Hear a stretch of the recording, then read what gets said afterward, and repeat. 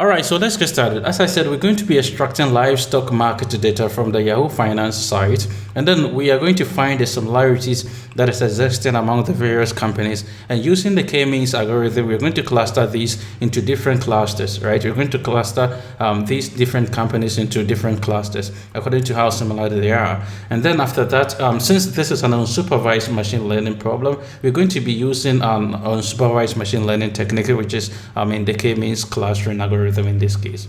All right, and we're going to use the pandas data reader to extract this data from the Yahoo site. All right, and with this pandas data reader, we can actually extract the data from Yahoo site, from Google Finance, and sites like that. All right, so I'll give you a link which you can learn more about this pandas data reader. All right, so let's get started by loading our libraries that we're going to be using in this project. All right, so as you can see here, we have the pandas data reader, and the rest of these libraries are familiar to you as we use in the other projects. Right, so with the likes of matplotlib for visualization, pandas, datetime, numpy, and then warnings to just get rid of some of the warnings that we'll be receiving. All right, so with this link you can actually find more information about the pandas data reader. All right, so we will start by creating a dictionary which contains the various companies that we're going to extract the data for, right? So if you can see here, dictionary which contains the key and then the value, right? So for each of the companies, we have the key there and then the value there. So for instance, Amazon,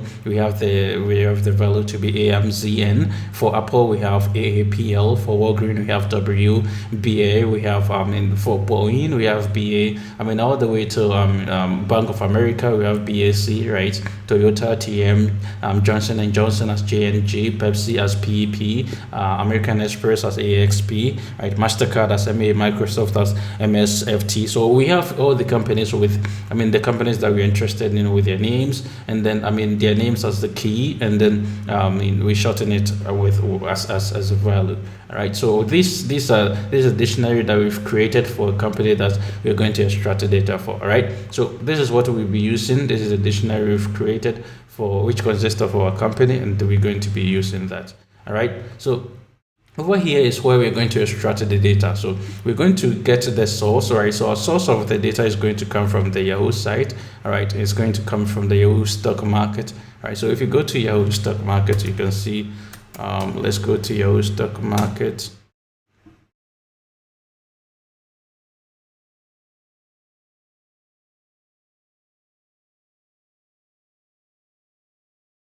Okay, so this Yahoo stock market actually displays the various stock markets of the various companies over here. All right, so we can see there's if you search for any company, for instance, if you search for say Bank of America, right? If you search for Bank of America, if you search for say Bank of America, right? You can see it over here, right? Bank of America's BSC. Right now, you can see it over here, right? You can see the information over here being displayed over here, right? So this is the information that we are going to be fetching. All right, we're going to be fetching, and that's what we're going to do here. So our source is going to be the Yahoo stock market. All right, and then we're going to fetch this information all the way from April 2015 to April 2020. All right, to April 2020. So 25th April 2020, and from 25th April 2015 all the way to 25th April 2020. So that's our start date. Our start date is this, and then our end date is that. All right, so we're going to use the data reader. All right, so if you want any information about that, you just use this link to read more about the pandas data reader. All right, so that's what we're going to use, and these are just some parameters that we're going to use over here. You can see the data source, right? The data source is over there, and then we're going to see the start and then in the end, right? So the start date, right? We have the start date there, we have the end date over there. All right, and I've also given you some link here where if you want to read more about that, you can also get to read it. All right, and this is the dictionary that we created. Right, this is the dictionary that we created for the various companies that we're interested in to fetch the data. All right, so if you run this, and then after fetching the data, we store it in a variable called df. So the df is actually going to contain the data frame which consists of the information regarding these companies, right? Which consists of the stock prices information of the various companies. So let's see the first 5 rows of this data that we've been able to fetch. All right, so now if you see this, you can see that for the various companies, right, this, if you remember, for instance, Amazon is represented as AMZN, right? Apple like AAPL, Walgreen WBA. That's what you're seeing over here. AAPL, AMZN. There's American Express, something like Bank of America. Bank of America over there, right? So something like that. Okay, so you can see if the various, the dates over there, right? The dates over here, you can see the dates. This is just the first 5 rows, remember? All right, this is just the first 5 rows over here. So you can see it for all the companies that we specify over here. All right, you can see it for all the companies that we specified over here. Now we can also check to see if there are any, any company which was not having any data that is represented, right? So we can use the SNA to do that. So if we do that, we can see that for all the companies, there were data available for each of them. So there were no, null values in there, right? So there was data available for each of them in the various years that we extracted, all right? So there were no null values in there. All right, now we're going to actually specify the stock open and then also the stock close, right? So the stock open, which is the numpy area, and then we transpose it, right? We use the .t to transpose it, and then we're going to use this later. That's why we are specifying it, right? The stock open and then the stock close, right? That's why we are just specifying that. We're going to use it later on for you to see. All right, so that's what we're doing over here, and then we store it in what is called stock open and then the stock close. All right, so we're going to use this one later. That's why we are just we are specifying it here earlier on. All right, so we're also going to specify what is called the movement. It's just a variable name that I use, which is the difference between the stock open and then the stock close, right? The opening price and then the closing price of the various of a particular day. All right, so the opening price and then the closing price of a particular day. The difference between that is actually going to give us the movement, right? So if you read what I just put here, movement is the difference of opening and then the closing price of a particular day. And positive movement implies you can buy the stock, and if it is negative movement, then you can actually, which shows you or give you the light that you should sell the stock. All right, so that's what I wanted to see over here. So I did movement, then I found the difference between the closing and the opening price within a particular day. All right, that's what I did over here. And then moving on, I can also look at the sum of this movement, right? So look at the sum of this movement, and the sum of the movement is the differences of closing and opening prices of all days, right? That's all this one is, if the movement is for a particular day, and then if you want to find it for all days, then I use the sum, right? I use the mp.sum of the movements, right? So all the movements that I'll be finding, I sum all of them. That will give me the sum of the sum of movement. I'm going to use it later on. That's what I'm doing that, right? So if you can see that I'm using it here. So for I in the range, that's the length of the company. So I in the range of this, so if you can see here, we have about 28 companies that we specify. So I in range of 0 to 28, right? That's what I'm saying. That's what I'm giving over here. So I in the range of 0 to 28, right? So that's the length of the company dictionary that we specify here. All right, so for I in that range, what I'm going to do is to print the name of the company and then the change that happened, right? And the change that happened is it's going to be the movement, right? Whether it's going to be a positive change or it's going to be a negative change. All right, so it's going to be the name of the company and then the change that happened. So if you can see over here, you can see the name of the company, so Apple, and then Amazon, American Express over there, right? So if you see the change that happened, right, that's what I was earlier on. I wanted to see the stock open and then the stock close prices, so that I find the difference between these, right? I find the difference between the stock opening and then the closing prices. All right, then after that I sum it for all of them. Then I can actually see, right? I sum it for all of them. Then I can actually see whether there's a positive change or there's a negative change in the the prices that is happening within the days with regards to the various companies that we are dealing with. All right, so if you can see over here, you can see that Apple is having a positive change here, right? It's having a positive change here. And, Amazon is actually having a negative change here, right? So some of the companies are having positive, some of them are having a negative change. All right, some are having negative change, some are having positive change. All right, some are having positive, some are having negative change. Okay, so this is something that you can actually see just by finding the difference between the closing price and the opening price within a particular day.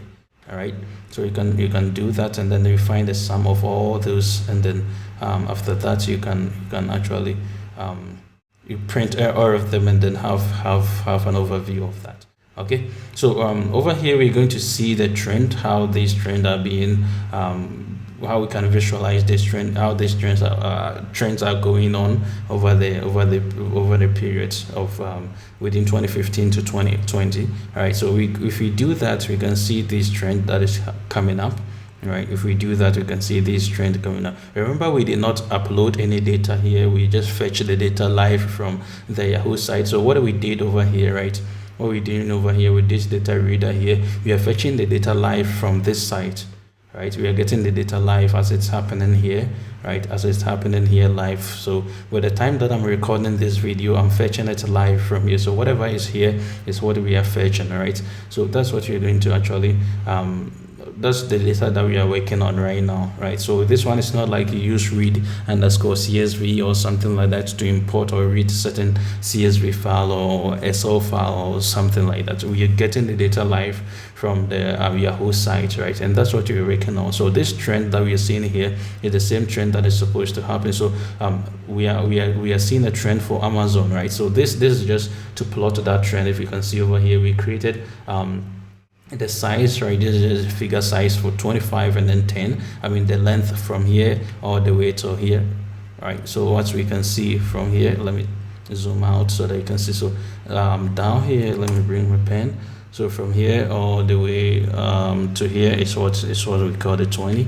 All right, and then the 10 was going to be this 10 that you see over here, right? This 10 here is actually going to be the height that you see over the width that you see over here, right? That's the width. So the length and then the width, that's what we set over here, right? That's what we set over here. Then we subplot it, right? We created a subplot which is going to consist of two columns that you can see over here, right? That is going to consist of two columns, that is Amazon and then the Apple, right? And then it's actually going to have one row, right? It's actually going to have only one row, so there will be no other plots here, right? So it's going to be only one row, and then this is what specifying the position, right? So the first position is to be for the Amazon, and then if we plot it again, the second position is be for Apple. That's what we're doing over here. And then here we are setting the title, right? Company name Amazon. That is what you can see over here.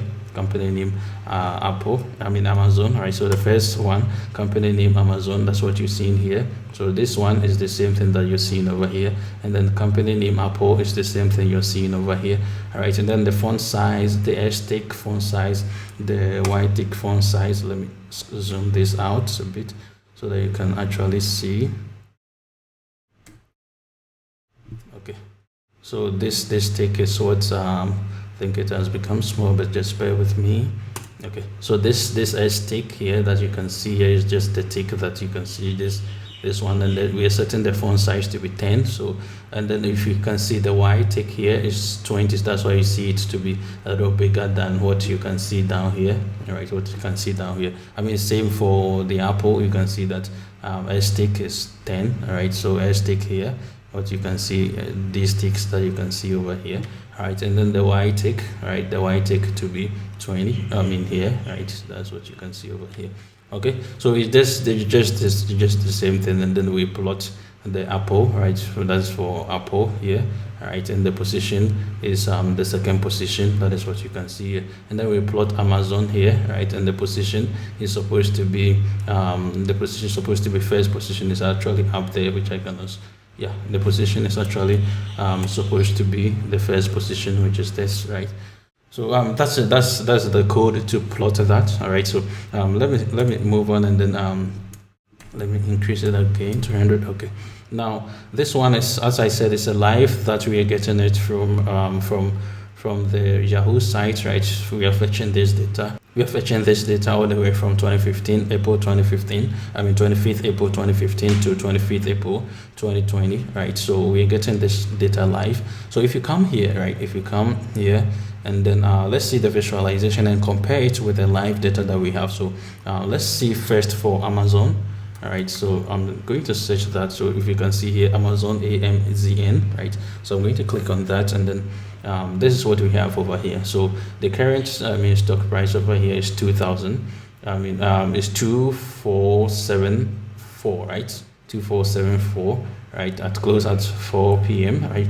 So you can see over here, you can see that's over here. Now if we go to what we have over here, right?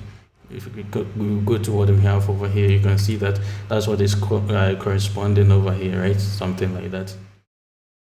It's corresponding over here. Something. It's not up to 2,500. It's up to somewhere up to 2,474, right? So it's not up to 2,500, right? That's what you can see over here. It's around 2,474. It's something around here. Let's do the same thing for Apple and then see the current one. I think is it will be somewhere around here. So let's just try that and then see.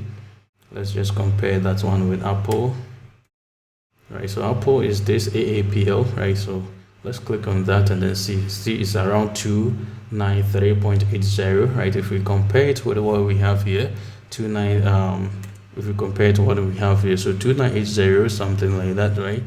So it's not up to 300, it's somewhere 2980, somewhere around here, right?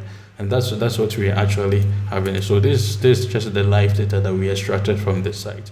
Okay, now what we can also do is to actually see the trend, right? So I'm going to go to charts, right? I'm going to go to charts. So I'm clicking on chart for Apple, right? Now if I see this loading, this is the live data that we have over here. Right now it's loading, so let's see what is here. Okay, so now this is the live chart that we have, right? This is the live chart that we have over here. Now see how the trend is, right? See how the trend is up to April, right? Up to somewhere April, right? April. Now you can see April 24, right? April 24, and then if you go to April 25, somewhere like that, right? Something like that. So you can see the trend. Just if you see the trend, how it is being displayed over here, right? So you can see how it is being displayed over here. Then it dropped, then it started going up again, something like that, right? So now let's go and compare this with what we have over here, what we've been able to extract. Now you can see that it's the same thing that goes up like that, right? It goes starting going up like that, then it drops like that, right? And then it goes a bit up like that, then it comes down again, then it goes like that, right? So it's just the same thing that we have over here. The same trend that is here is the same trend that we are having, right? So that's for Apple. Let's go and see if we see the same thing here for Amazon too, right? So you can see that there was a rise, then it dropped drastically somewhere here, all right? Between 2018 and 2019, there was a very steep drop over there, right? And then it started rising again, then it dropped again, but over here after maybe January, February 2020, it dropped again, but you can see that the rise has started again and it's going up like that, all right? So let's go and see on the real data and then see how it is, right? So let's go to the Yahoo site and then see. So after, instead of Apple, now this one is for Apple, right? This one is for Apple. If you can see here, this one is the same thing here. So we're going to see the same thing for Amazon. So let's check on Amazon too and then see how it is, right? Okay, now you can see over here right now. Let me bring it here.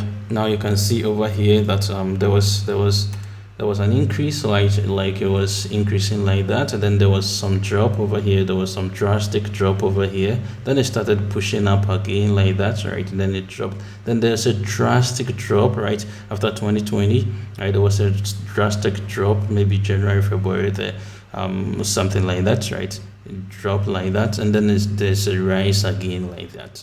Okay, there's a rise again like that. So it's the same thing that we were doing, right? After 2020, maybe somewhere January, February, there around, there was there was a steep drop over there, right? And then it has started rising again. Okay, that started rising again. So it's the same thing that we have over here, right? The same thing that we have over here, right? With an increase as it was going up, dropping like seriously over here, then they start dropping. The steep drop over here after 2020, it was January, February there around, and there was a drop. Then it started increasing again. All right.